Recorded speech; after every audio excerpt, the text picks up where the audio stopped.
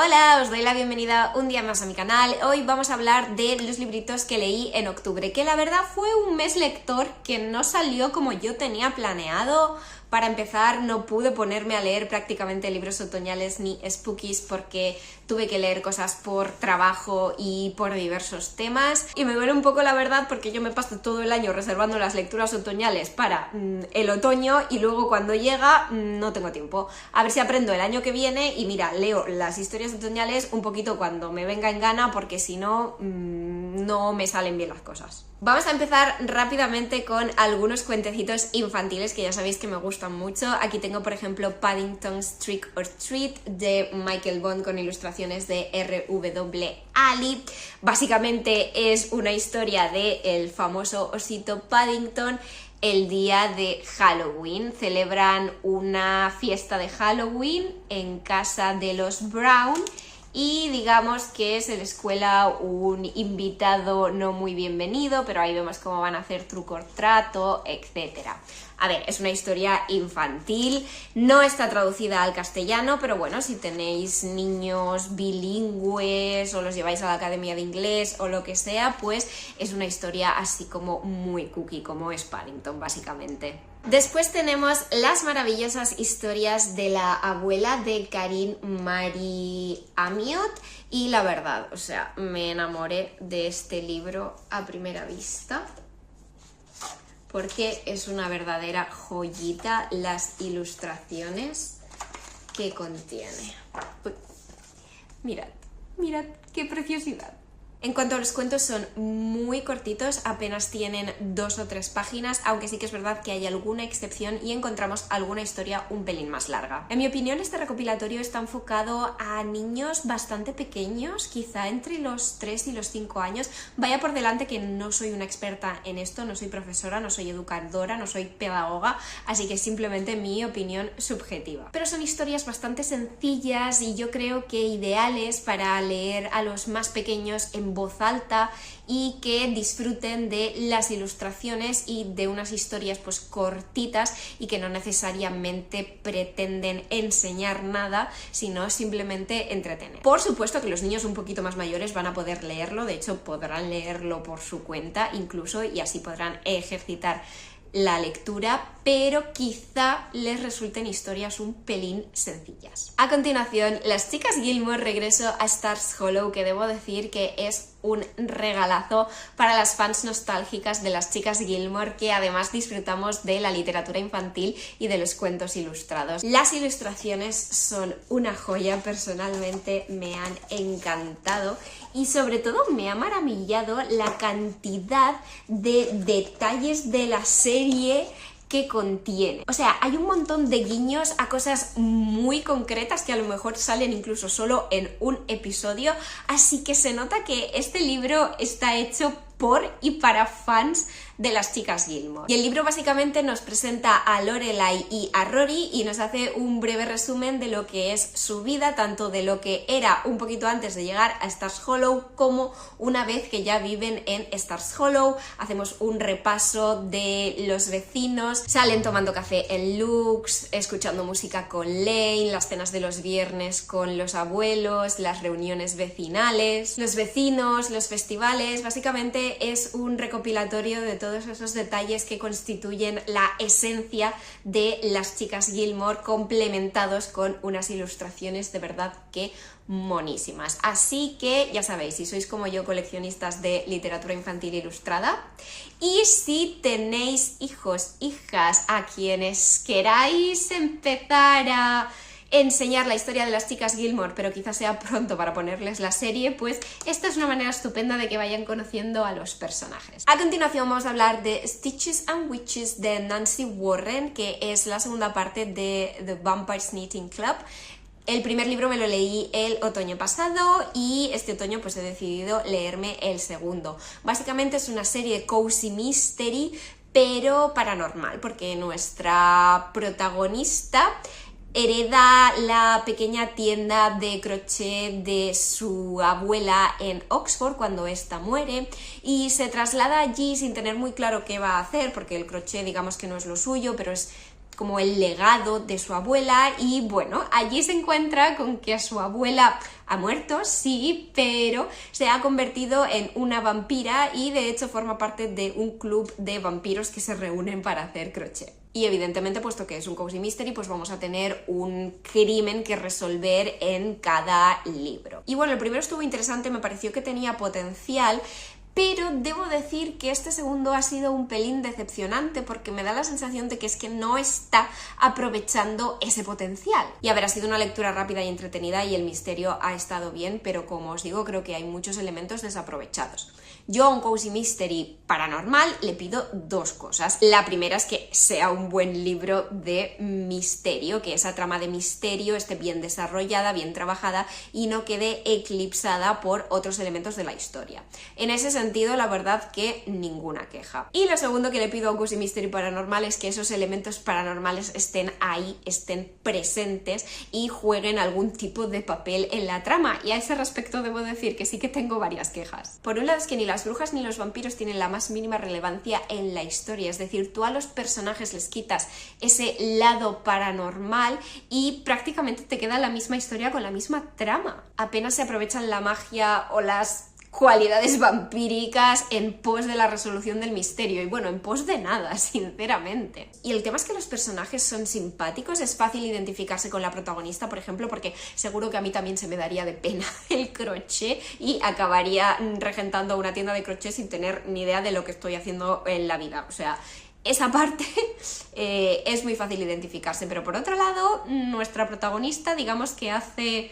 muy pocos avances a lo largo de la historia en el sentido del desarrollo de sus habilidades y ya os digo, es que si no hubiera vampiros ni brujas en esta historia se quedaría el mismo libro exactamente. Luego por otro lado tenemos dos intereses románticos, pero en ese sentido tampoco hay demasiado desarrollo. Respeto que ante todo esto sea una historia de misterio, pero si me introduces ciertos elementos, si haces ciertas insinuaciones, yo creo que hay que dar al lector algo más a lo que aferrarse o algo con lo que la historia y los personajes avancen en ese sentido. Pero tal y como está, sinceramente da la sensación de que la trama romántica o los tintes románticos están metidos un poco a desgana simplemente porque es un elemento que también suele aparecer en las series de cozy mystery. Y a ver, es un libro que como he dicho se lee rápido y te da un ratito entretenido. Yo me lo leí en 2 trayectos en avión, ida y vuelta a Edimburgo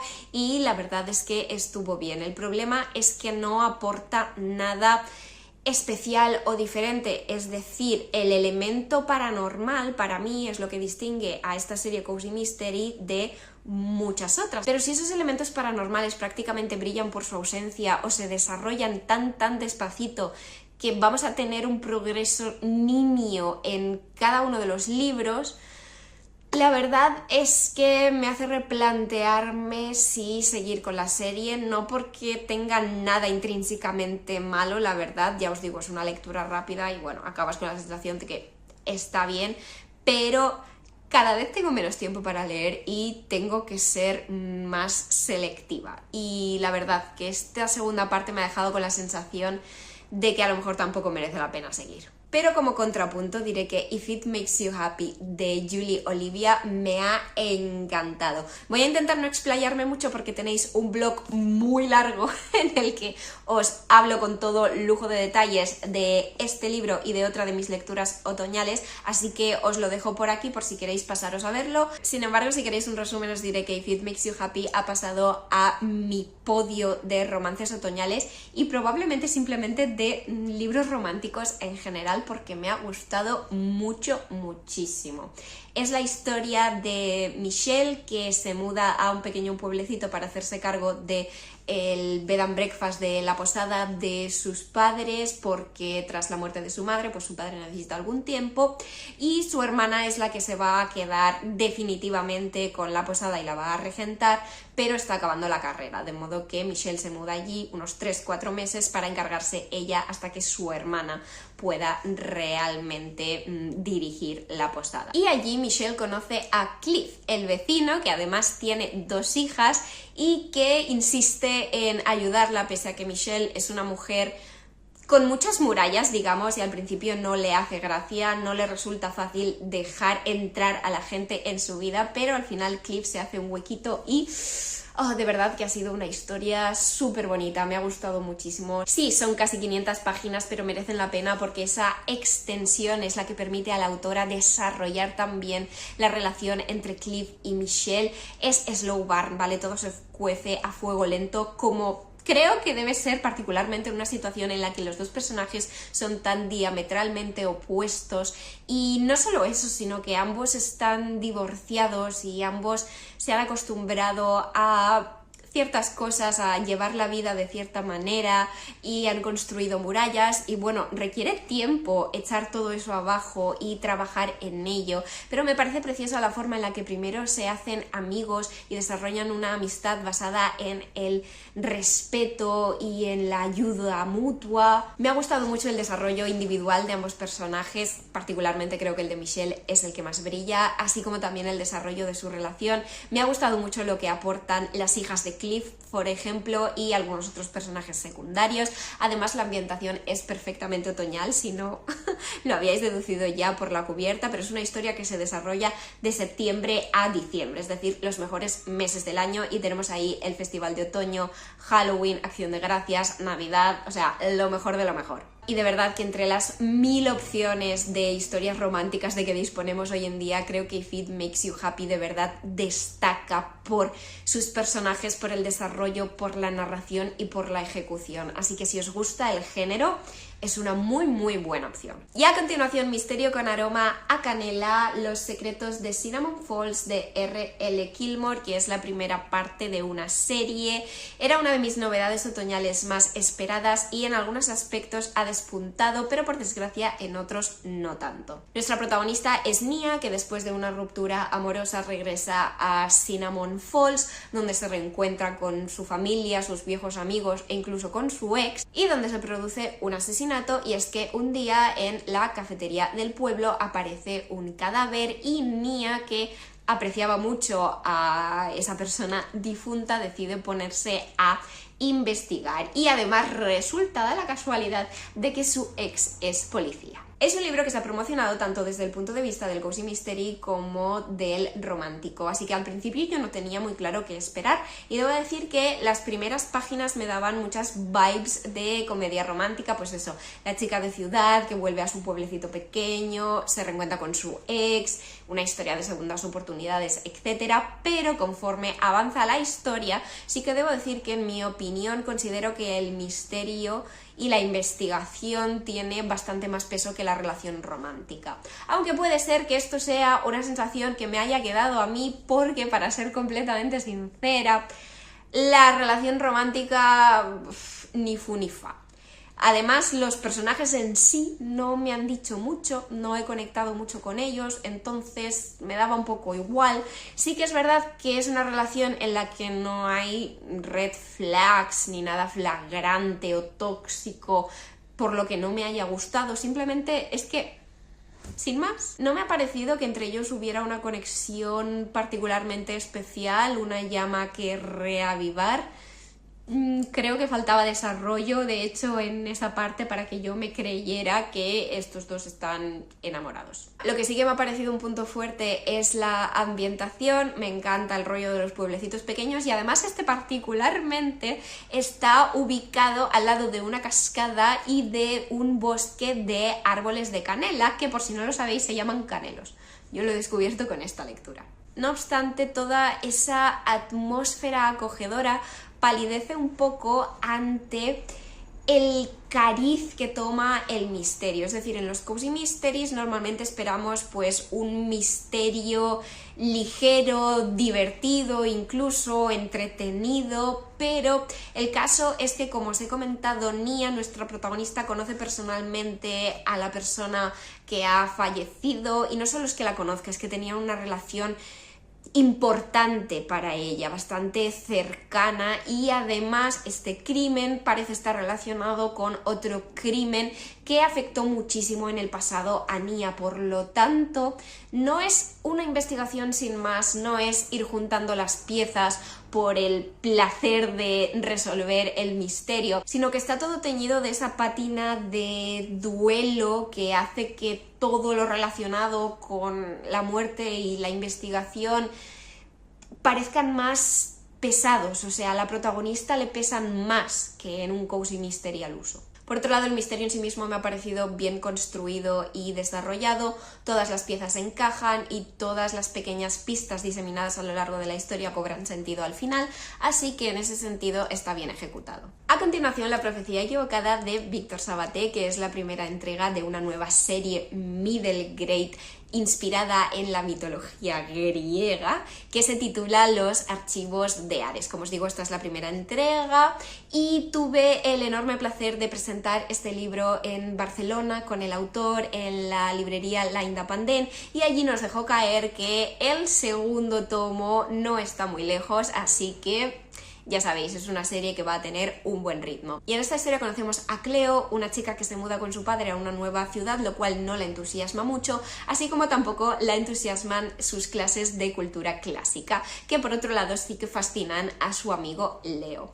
Sin embargo, llega a un punto en el que descubre que su profesor, Ares, está ocultando bastantes cosas, entre ellas que todo el mundo de la mitología griega, todos los personajes, los héroes, los dioses de esos mitos son reales y siguen existiendo, y parece ser que hay una misteriosa profecía que relaciona a Cleo y a su amigo Leo con el destino del mundo. Si me conocéis un poquito ya sabéis que me encanta tanto la literatura middle grade como la mitología, particularmente la mitología griega, así que este libro está escrito para mí. Además también soy súper fan de la serie de Percy Jackson de Rick Riordan, así que me dio como mucha nostalgia empezar a leer este libro y descubrir las aventuras de nuestros dos protagonistas, de cómo van introduciéndose en este mundo de mitología, cómo van conociendo a héroes y a dioses. Me gusta particularmente la manera en la que están encajados esos elementos mitológicos en lo que sería una versión del mundo actual, porque no es exactamente nuestro mundo. Me gusta la manera también en la que va introduciendo toda la información mitológica necesaria, es decir, tenemos como a Cleo, a quien no le gusta la cultura clásica, ¿no? Nunca ha prestado mucha atención a los mitos, etc. Y entonces su amigo Leo, que es muy estudioso, como que le deja estas fichas en las que él ha tomado apuntes y va presentando a los personajes o los mitos. Aquí, por ejemplo, tenemos a Medusa y bueno, pues nos explica un poco quién serán sus padres, sus hermanas, momento destacado del personaje en los mitos griegos, etc. Las ilustraciones, por cierto, son monísimas, son de Amagoya Aguirre y bueno, la edición está súper cuidada, la verdad. Es una historia con muchísimas aventuras y acción, están pasando cosas constantemente, hay bastante humor, la verdad. Creo que es una manera muy entretenida de aprender mitología y yo sinceramente estoy deseando ver qué nuevos mitos y personajes nos trae el autor en la segunda entrega. Y por último vamos a hablar de dos libros de una autora a la que ya os he recomendado antes en el canal. Se trata de Ashley Poston, y si previamente os había recomendado El amor ha muerto, Guiquerella, que es más juvenil, y A 7 años de ti, ahora vengo a recomendaros los últimos dos libros suyos que se han traducido al español. Y aunque no son lecturas especialmente otoñales, la verdad es que no me supo súper mal tener que dedicarles tiempo este octubre, porque adoro a la autora y escribe joyas, y además tuve el placer de conocerla y de hacerle de intérprete, así que ha sido una experiencia muy chula. Vamos a empezar por El sonido del amor, porque sí que es cierto que quizás sea el libro de la autora que me ha gustado un pelín menos que los demás, aunque de todas maneras me parece que merece la pena leerlo, porque Ashley Poston sabe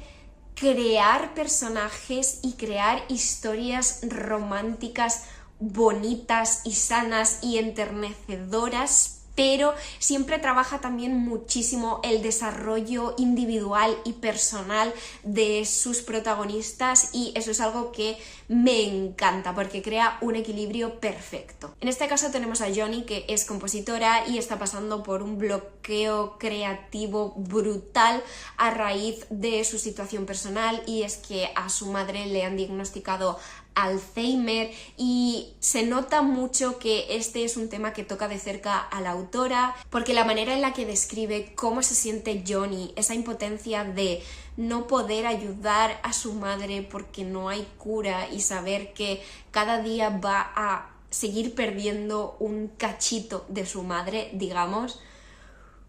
La verdad es que hay pasajes que te ponen un poquito el corazón en un puño, pero básicamente ese es el arco, el desarrollo por el que tiene que pasar Johnny, ¿no? Aceptar que su madre padece esta enfermedad, que es una enfermedad a la que no por nada la llaman la larga despedida. Y bueno, relacionado con esta situación, pues Johnny tiene que afrontar algunas decisiones que tomó en el pasado, tiene que tomar decisiones nuevas, y el bloqueo creativo que de alguna manera pues está ligado a esta situación personal suya, que no le permite ver un futuro, no le permite crear. El caso es que paralelamente a todo este tema con su familia y con ella misma, digamos que Johnny empieza a oír una melodía en su cabeza, pero no solo una melodía, sino también una voz, que acaba descubriendo que pertenece a un músico muy arrogante. El primer encuentro que tuvieron, digamos que no salió nada bien, pero al final acaban deduciendo que la única manera de dejar escuchar esa melodía en su cabeza y de dejar de comunicarse mentalmente es precisamente escribir esa canción. Y de verdad que la manera en la que acaba todo relacionado y cerrado es brutal, o sea, me quito el sombrero ante Ashley Poston. Pero por si no lo habéis deducido a partir de todo lo que os he contado, yo diría que esto no es exactamente una comedia romántica, es una historia contemporánea con romance, pero también trata algunos otros temas bastante serios que en algún que otro momento te dejan el corazón en un puño, pese a que el final es, pues en cierto modo, esperanzador. Y por último, Un amor de novela de Ashley Poston, que es otra joyita. ¿Quién no querría encontrarse en la situación de Eileen, Elsie, nuestra protagonista, que tenía planeado un retiro con su club de lectura, pero al final se queda sola y de todas maneras decide llevarse una caja de vino, largarse a la cabaña de la montaña y pasarse una semana leyendo y disfrutando? Pero de camino para allí le cae un tormentón y tiene que parar en un pequeño pueblecito que le suena bastante. Le suenan bastante los negocios que ve en la calle, los nombres de los habitantes del pueblo, hasta que cae en la cuenta de que ha ido a parar a Elloreton, el pueblo en el que se ambientan los libros románticos de su serie de romántica favorita. Pero es un pueblo que no existe en la vida real, es decir, es un pueblo sacado de los libros en el que ella de repente aterriza y tiene la posibilidad de interactuar con todos esos personajes cuyas historias ha leído y amado, y además conoce a un librero gruñón bastante misterioso porque es el único personaje al que Elsie no recuerda de los libros. Confieso que la trama de algunos personajes secundarios, que al final eran los protagonistas de los libros que leía Elsie, sí que me han interesado un pelín menos, pero la trama de la propia Elsie me ha atrapado porque carga con rupturas amorosas, carga con incertidumbre acerca de las amistades y acerca de su futuro. Y también me ha atrapado mucho la trama de Anders, el librero, que si bien es cierto que hay elementos que al final me han parecido predecibles con respecto a él, no sé, en conjunto me han encantado los dos por separado y me han encantado los dos juntos, pero sobre todo lo que os comentaba antes con El sonido del amor, me gusta muchísimo porque lo que hace Ashley Poston es llevar a sus personajes a través de un viaje en el que crecen y aprenden sobre sí mismos y consiguen llegar al punto mental, emocional y vital en el que necesitan estar para realmente disfrutar de su final feliz. Y es que en mi opinión de verdad que Ashley Poston es experta en crear personajes realistas y multidimensionales que apelan a alguna parte de nosotros o a alguna de nuestras experiencias vitales. La historia de Elsie es una historia de autodescubrimiento, de aceptar y hacer las paces con su pasado y con sus decisiones, y es una historia que nos habla de armarnos del valor necesario para ser 100% nosotros en el mundo real. Y hasta aquí el wrap up de octubre. Contadme qué os han parecido mis lecturas, si habéis leído alguno de estos, si pretendéis hacerlo en el futuro, o si no, contadme cuál fue vuestra mejor lectura de octubre. Yo Si tengo que otorgar una medalla de oro, creo que se la doy a If It Makes You Happy, porque de verdad que chapó, aunque los libros de Ashley Poston se quedan muy muy cerca. Y si os apetece apoyarme con esa interacción, pero no tenéis tiempo o ganas de dejarme un comentario largo, podéis dejarme el emoticono de un perrito en honor a Rocket, y además de eso ya sabéis que me ayudáis y me apoyáis muchísimo si dais me gusta, si activáis la campanita, si os suscribís si no lo estabais ya, y si lo compartís con alguien a quien creáis que le pueda gustar. Pero eso es todo por hoy por mi parte, nos vemos muy pronto en un próximo vídeo.